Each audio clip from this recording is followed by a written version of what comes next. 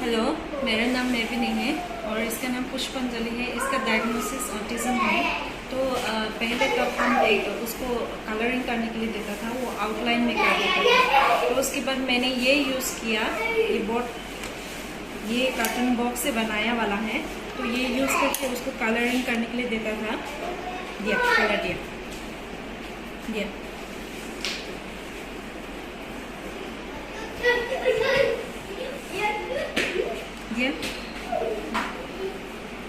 भर के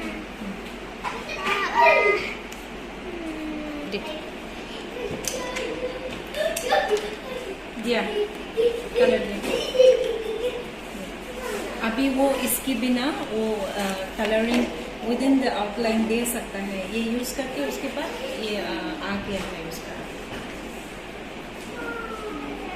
दिया।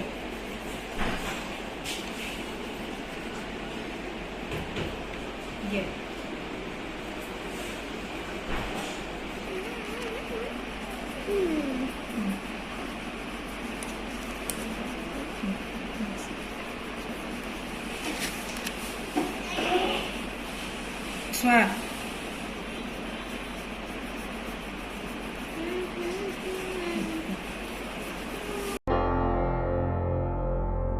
Break-free solutions brought to you by Project Discovery, supported by Enable India and Google.